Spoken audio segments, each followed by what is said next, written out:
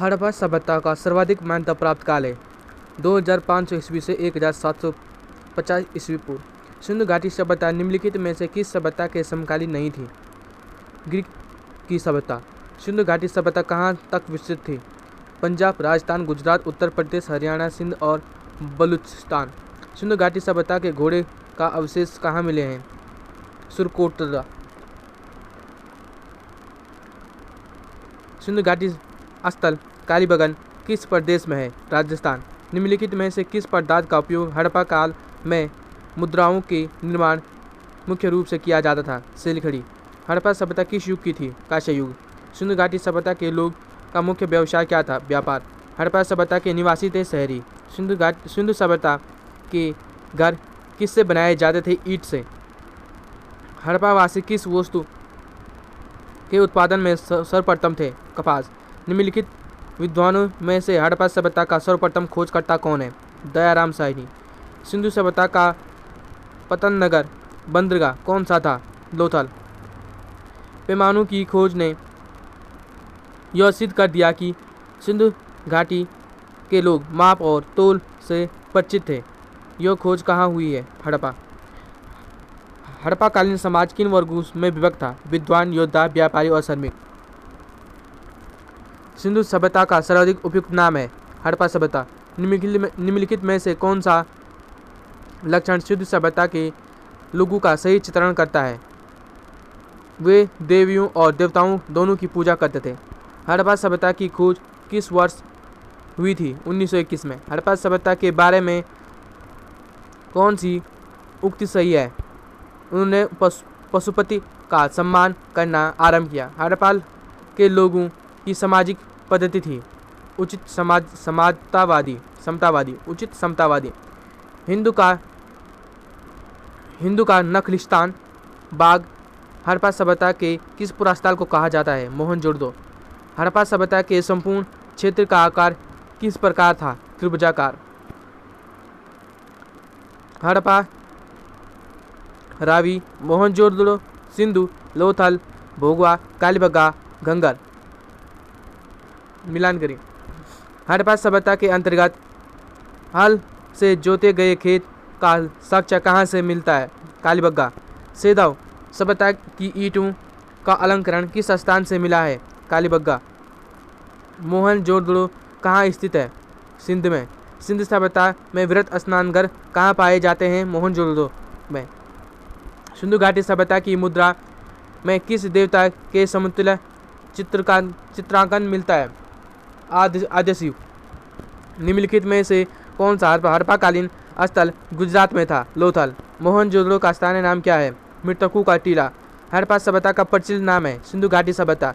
सैंधव स्थलों के उत्खनन से प्राप्त मोहरों पर निम्नलिखित में से किस पशु का सर्वाधिक उत्कीर्ण हुआ है? बैल। सिंधु घाटी सभ्यता जानी जाती थी अपने नगर नियोजन के लिए।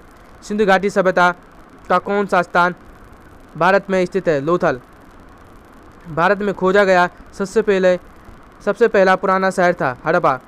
भारत में चांदी की उपलब्धता के प्राचीन साक्ष्य कहाँ से मिले? हड़प्पा संस्कृति से। सिंधु घाटी सभ्यता के बारे में कौन सा कथन असत्य है? लोग पहले लोहे से परिचित नहीं थे। सुमेलित कीजिए। सिंधु सभ्यता की उत्तरी सीमा मांडा और जम्मू। सिंधु सभ्यता की दक्षिणी सीमा महाराष्ट्र। सिंधु सभ्यता की पूर्वी सीमा उत्तर प्रदेश। सिंधु सभ्यता की पश्चिमी सीमा बलूचिस्तान। मांडा किस नदी के किनारे स्थित था? चेनाब। हड़प्पाकालीन स्थल रोपड़ या पंजाब किस नदी के किनारे स्थित है? सतलज। हड़प्पा में एक उन्नत जल प्रबंधन प्रणाली का पता चलता है धोलावीरा से। हड़प्पा में मिट्टी के बर्तनों पर सामान्यतः किस प्रकार का रंग उपयोग किया जाता था? लाल। सिंधु सभ्यता निम्नलिखित में से किस युग में पड़ता है? आद्य ऐतिहासिक काल। सिंधु घाटी सभ्यता की विकसित अवस्था में निम्नलिखित में से किस स्थल से घरों में कुओं के अवशेष मिले हैं? सिंधु घाटी सभ्यता की विकसित अवस्था में निम्नलिखित में से किस स्थल में घरों में कुओं के अवशेष मिले हैं? मोहनजोदड़ो। सिंधु घाटी सभ्यता की खोज निकालने में जिन भारतीय का नाम जुड़ा है वे हैं दयाराम सैनी, राखलदास बनर्जी। रंगपुर, जहां हड़प्पा की समकालीन समझता थी सौराष्ट्र। हड़प्पा एवं मोहनजोदड़ो की पुरातात्विक खुदाई के प्रभारी थे सर जॉन मार्शल। निम्नलिखित में से किस पशु की आकृति जो मोहर पर मिली है, जिससे प्राप्त होता है कि सिंधु घाटी एवं मेसोपोटामिया की सभ्यताओं के मध्य प्रारंभिक संबंध थे? बेल। सिंधु घाटी के लोग विश्वास करते थे मातृशक्ति में। निम्नलिखित में से कौन सा सिंधु स्थल समुद्र तट पर स्थित नहीं है? कोट दीजिए।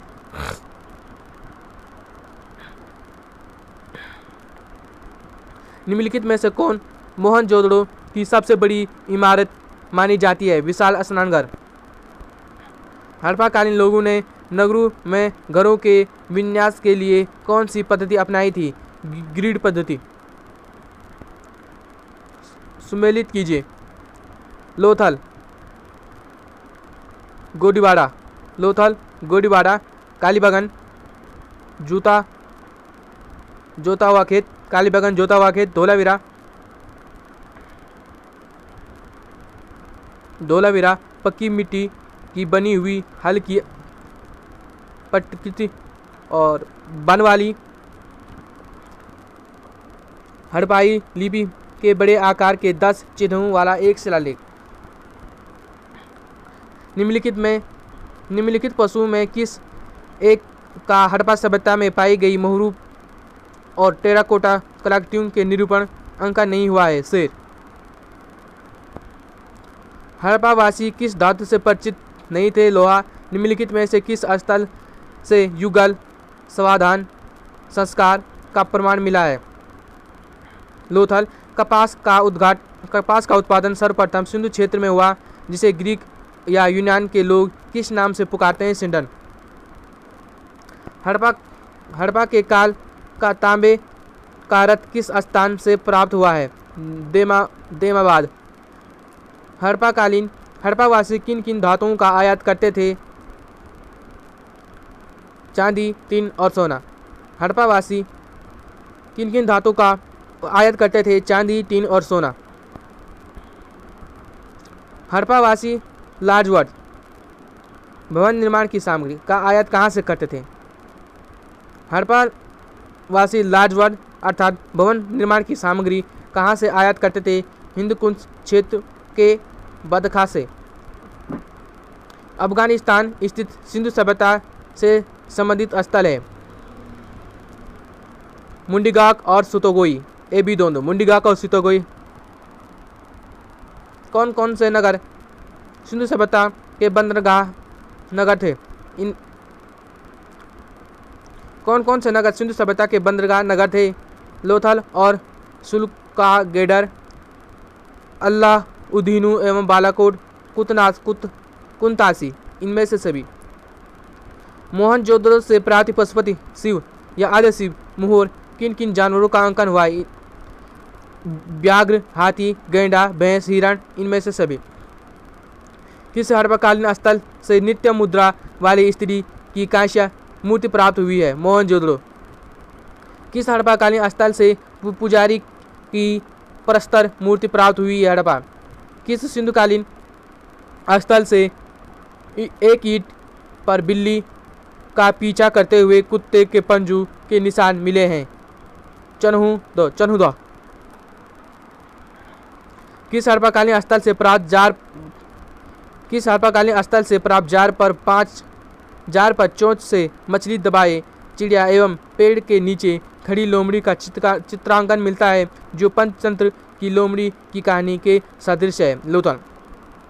किस हड़प्पाकालीन स्थल से प्राप्त जार पर चोंच में मछली दबाए चिड़िया एवं पेड़ के नीचे खड़ी लोमड़ी का चित्रांकन मिलता है, जो पंचतंत्र के लोमड़ी की कहानी के सदृश है? लोथल।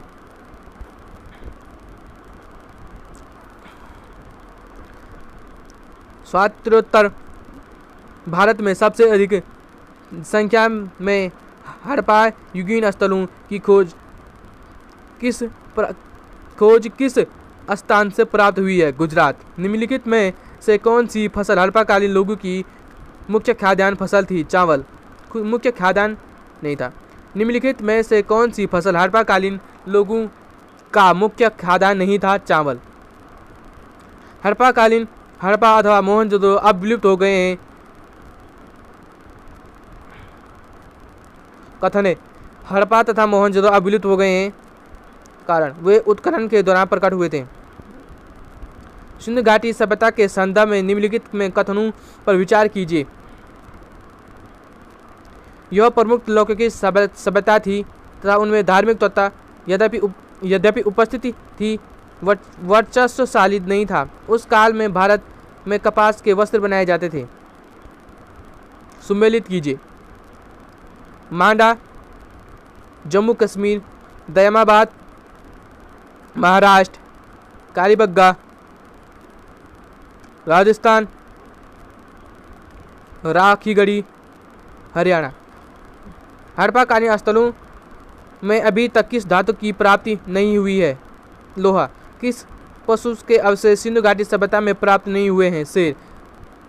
चहुंददो के उत्खनन का निर्देशन किया था? J.H. मौके ने। वैदिक संस्कृति। पूर्व वैदिक पार्ट 2 वैदिक संस्कृति। पूर्व वैदिक या ऋग्वैदिक संस्कृति का काल किसे माना जाता है? 1500 से 1000 ईस्वी पूर्व तक। उत्तर वैदिक संस्कृति का काल किसे माना जाता है? 1000 से 600 ईस्वी पूर्व तक। आर्य शब्द का शाब्दिक अर्थ है श्रेष्ठ या कुलीन। प्रारंभिक आर्यों के बारे में निम्न कथनों में कौन सा कथन सही नहीं है? वे मुख्यतः नगरों में निवास करते थे, ये कथन सही नहीं है। इनमें से किस फसल का ज्ञान वैदिक काल में लोगों को नहीं था? इनमें से किस फसल का ज्ञान वैदिक काल में लोगों को नहीं था? वो है तंबाकू। उत्तर वैदिक काल के वेद विरोधी और ब्रह्म विरोधी धार्मिक अध्यापकों को किस नाम से जाना जाता था? श्रवण। वैदिक गणित का महत्वपूर्ण अंग है शुल्ब सूत्र। वैदिक गणित का महत्वपूर्ण अंग है शुल्ब सूत्र। किस वेद में प्राचीन वैदिक युग की संस्कृति के बारे में सूचना दी गई है? किस वेद में प्राचीन वैदिक युग की संस्कृति के बारे में सूचना दी गई है? ऋग्वेद। निम्नलिखित में से उत्तर वैदिक काल में लिखे गए ग्रंथों का सही क्रम कौन सा है?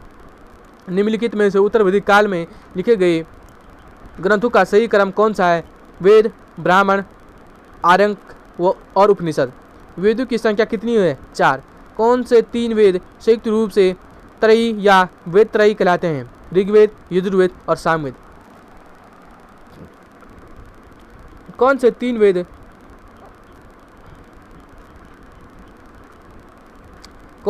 वेद संयुक्त रूप से त्रयी या वेद त्रयी कहलाते हैं? ऋग्वेद, यजुर्वेद और सामवेद। भारत के राज चिन्ह से प्रयुक्त होने वाले शब्द सत्यमेव जयते किस उपनिषद से लिया गया? मुंडक उपनिषद। ऋग्वैदिक आर्यों का मुख्य व्यवसाय क्या था? पशुपालन। भारतीय संगीत का आदि ग्रंथ कहा जाता है? सामवेद। प्रथम विधि निर्माता कौन है? मनु। कृष्ण भक्ति का प्रथम और प्रधान ग्रंथ है श्रीमद् भगवत गीता। कृष्ण भक्ति का प्रथम और प्रधान ग्रंथ है श्रीमद् भगवत गीता। ऋग्वेद में संपत्ति का प्रमुख रूप क्या है? गोधन। ऋग्वेद में संपत्ति का प्रमुख रूप है गोधन। ऋग्वेद के किस मंडल में शूद्र का उल्लेख पहली बार मिलता है? ऋग्वेद के किस मंडल में शूद्र का उल्लेख पहली बार मिलता है? 10वें मंडल में। पुराणों की संख्या कितनी है? पुराणों की संख्या है 18। वैदिक धर्म का मुख्य लक्षण इनमें से किसकी उपासना है? वैदिक धर्म का मुख्य लक्षण इनमें से किसकी उपासना है? प्रकृति की। किस देवता के लिए ऋग्वेद में पुरंदर शब्द का प्रयोग हुआ है? किस देवता के लिए ऋग्वेद में पुरंदर शब्द का प्रयोग हुआ था? इंद्र। शुल्ब सूत्र किस विषय से संबंधित पुस्तक है? ज्यामिति। शुल्ब सूत्र किस विषय से संबंधित पुस्तक है? ज्यामिति। अष्टो माह सद्गमय, तमसो माह ज्योतिर्गमय, मृत्यु माह मित्रम गमय कहाँ से लिया गया है? उपनिषद से। आर्य समाज में बाहर से आए और सर्वप्रथम बसे थे पंजाब। आर्य समाज बाहर से आए थे। आर्य भारत में बाहर से आए थे और सर्वप्रथम बसे थे पंजाब में। सुमेलित कीजिए। ऋग्वेद, होत्र, यजुर्वेद अध्ययु, सामवेद उद्घाट, अथर्ववेद बर्मा। वेदों का अपरुषेय क्यों कहा जाता है? क्योंकि वेदों की रचना देवताओं द्वारा की गई थी। वेदों को अपरुषेय क्यों कहा जाता है? क्योंकि वेदों की रचना देवताओं द्वारा की गई थी। वैशेषिक दर्शन के प्रतिपादक कौन है? उलकनंद। वैशेषिक दर्शन के प्रतिपादक है उलकनंद। मीमांसा का या पूर्व मीमांसा दर्शन के प्रतिपादक है जैमिनी। मीमांसा या पूर्व मीमांसा दर्शन के प्रतिपादक है जैमिनी। वेदांत और उत्तर मीमांसा दर्शन के प्रतिपादक है बदरायण। ऋग्वेद का कौन सा मंडल पूर्णतः सोम को समर्पित है? 10वां मंडल। ऋग्वेद का कौन सा मंडल पूर्णतः सोम को समर्पित है? 10वां मंडल। प्रसिद्ध 10 राजाओं का युद्ध, दशराज युद्ध किस नदी के तट पर लड़ा गया था? परशुनी। प्रसिद्ध 10 राजाओं का युद्ध किस नदी के तट पर लड़ा गया था? परशुनी। धर्मशास्त्रों में भू राजस्व की दर क्या है? धर्मशास्त्रों में भू राजस्व की दर है 1/6।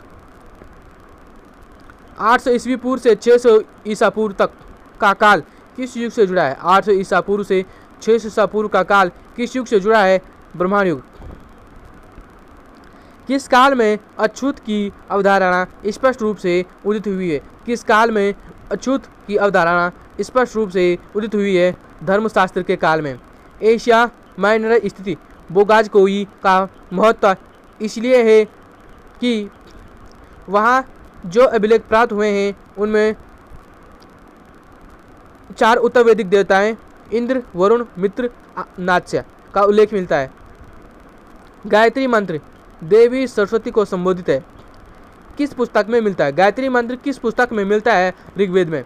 न्याय दर्शन का प्रचारित किया था गौतम ने। प्राचीन भारत में निष्क से जाने जाते हैं स्वर्ण आभूषण। प्राचीन भारत में निष्क जाने जाते हैं स्वर्ण आभूषण। योग दर्शन के प्रतिपादक है पतंजलि। उपनिषद पुस्तकें हैं दर्शन पर। सुमेलित कीजिए।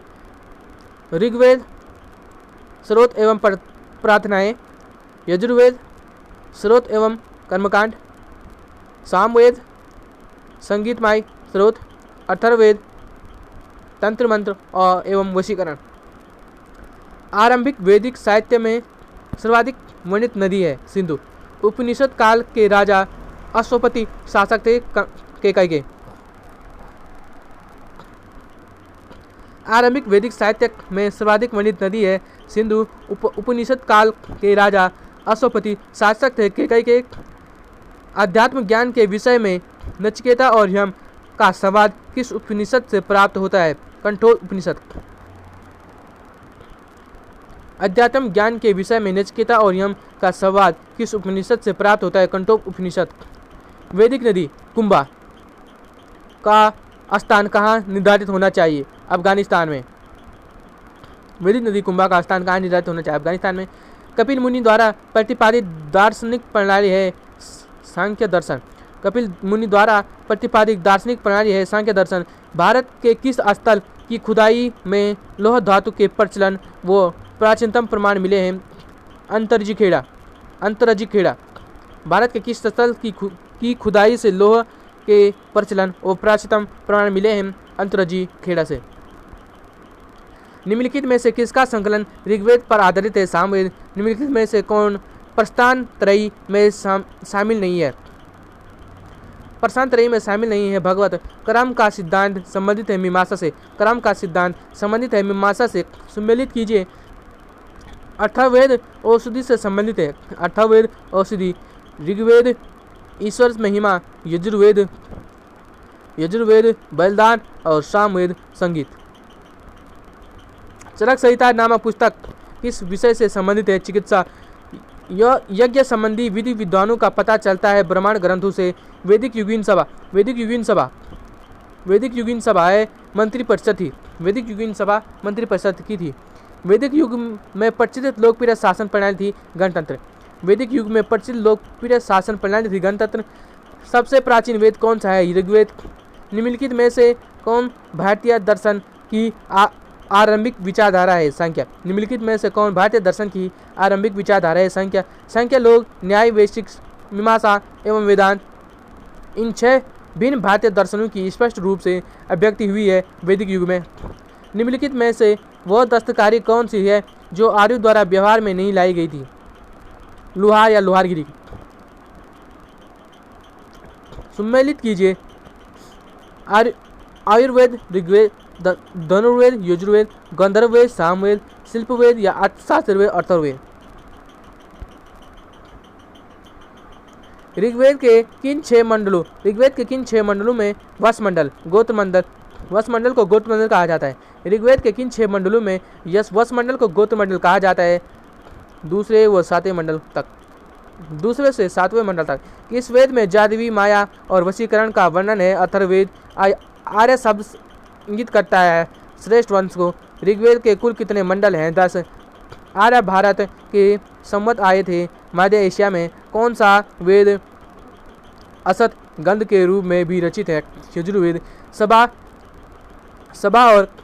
सभा और समिति प्रजापति की 2 पुत्रियां थी।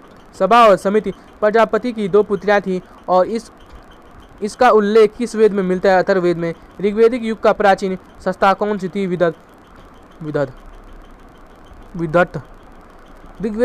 ऋग्वैदिक युग की प्राचीन संस्था कौन सी थी? विदत। ब्राह्मण ग्रंथों में सर्वाधिक प्राचीन कौन है?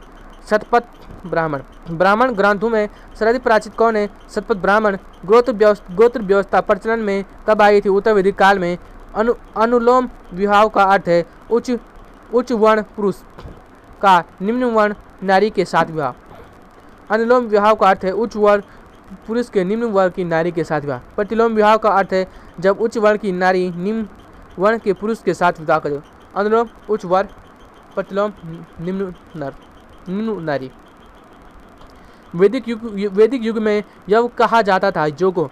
वैदिक युग में यव कहा जाता था जो को। व्रीहि शब्द किसके लिए प्रयुक्त हुआ है? चावल के। व्रीहि शब्द किसके लिए प्रयुक्त हुआ है? चावल के लिए। अथर्ववेद या अर्थवेद पवित्र जादू है। सुमेलित कीजिए। शिक्षा, ध्वनि शास्त्र, कल्पसूत्र, कर्मकांड, निर्वत शब्द की उपयुक्ति शास्त्र, छंद शास्त्र। प्राचीनतम व्याकरण अष्टाध्यायी के रचनाकार हैं पाणिनि। निम्न में से कौन सी स्मृति प्राचीनतम है? मनुस्मृति। आदि काव्य की संज्ञा किसे दी जाती है? रामायण।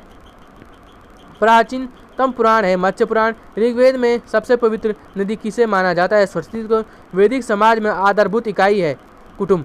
वैदिक समाज में आधारभूत इकाई है कुल या कुटुंब। ऋग्वैदिक काल के उस सबसे प्रधान देवता की पहचान करें जिसकी स्तुति में 250 सूक्तों की रचना की गई है? इंद्र। किस वेद में सभा को नरिष्ठ, अर्थसामूहिक वाद विवाद या अनुलंघनीय कहा गया है? अथर्ववेद में। किस रचना में नारी को सुरा और पाशा के साथ 3 प्रमुख बुराइयों में शामिल किया गया है? किस रचना में नारी को सुरा और पाशा के साथ 3 प्रमुख बुराइयों के साथ शामिल किया गया है? मैत्रायणी संहिता। उत्तर वैदिक काल में किस देवता को सर्वोच्च स्थान प्राप्त है? प्रजापति। सम्मिलित कीजिए। राजसूय यज्ञ राजा के सिंहासनारोहण के समय। अश्वमेध यज्ञ राजनीतिक शक्ति बढ़ाने हेतु किया जाने वाला यज्ञ। वाजपेयी यज्ञ शौर्य प्रदर्शन व प्रजा के मनोरंजनार्थ के लिए किया जाने वाला यज्ञ। अग्निष्टोम यज्ञ देवताओं को प्रसन्न करने हेतु पशु बलि दिया जाने वाला सोमरस का पान किया जाने वाला यज्ञ। सम्मिलित कीजिए। परसुनी, रावी नदी,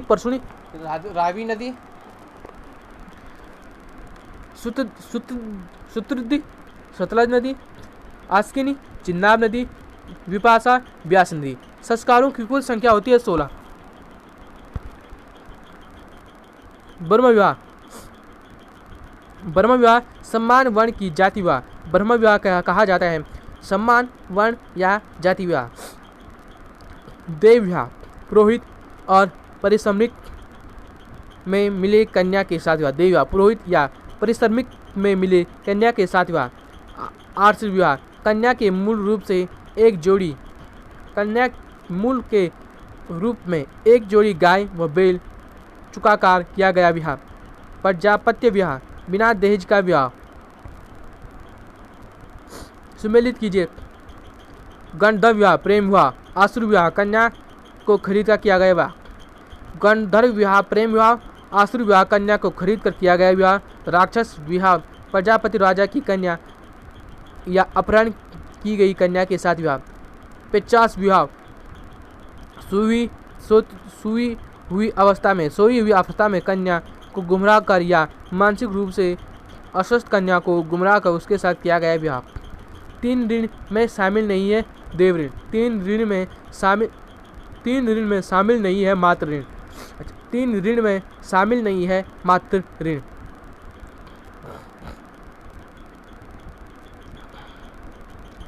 ऋग्वैदिक काल से संबंधित मृतबान। ऋग्वैदिक काल से संबंधित मृतबान संस्कृति है गैरुवणी मृतबान संस्कृति। उत्तर वैदिक काल से संबंधित मृतबान संस्कृति है चित्तित दूसर मृतबान संस्कृति। हरियाणा प्रांत चित्तित दूसर मृतबान स्थल किस स्थान पर हाल ही में किए गए उत्खननों से प्रकाश आया है? भगवानपुर। प्राचीनतम विवाह संस्कार का वर्णन करने वाला विवाह सूक्त किसमें पाया जाता है? ऋग्वेद में। ऋग्वेद अधन्य शब्द का प्रयोग किसमें किया गया है? गाय। सुमेलित कीजिए। संग्रहित कोषाध्यक्ष, भागदूत, कर संगरता, छाता छतरी, पासे के खेल में राजा का सहायक, अछवाप, प्रतिहारी, राज का प्रसाद रक्षक। ऋतु स्थापित करने के कारण किस वैदिक देवता को ऋतस्य गोप कहा जाता है? वरुण। निम्नलिखित में से कौन मूलतः जल या समुद्र का देवता है? वरुण। तीन कर्मों में तीन लोक का माप लेने के कारण तीन कदमों में तीन लोक माप लेने के कारण किसे उपक्रम कहा गया है? विष्णु। पुष्पन विवाह का देवता, रुद्र पशुओं का देवता, धोत या धो जगत का पिता, अदिति देवों की महान माता, धो जगत के पिता, रुद्र पशुओं के देवता, पुष्पन विवाह का देवता। मनुस्मृति मुख्यतः समृद्ध है। समाज की व्यवस्था में गायत्री मंत्र की रचना किसने की थी? विश्वामित्र ने। अश्वेता और ऋग्वेद में समानता है। अश्वेता किस क्षेत्र से संबंधित है? ईरान से। निम्नलिखित में से कौन सी एक ऋग्वैदिक आर्यों की लाक्षणिक विशेषता नहीं है? वे लोहे का उपयोग से परिचित हैं।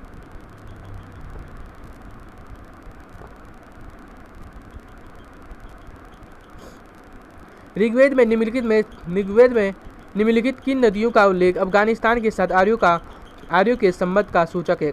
कुंभा। धर्म तथा ऋतु भारत की प्राचीन वैदिक संस्कृति के एक केंद्रीय विचार को चित्रित करते हैं। इस संदर्भ में निम्न कथनों पर विचार कीजिए।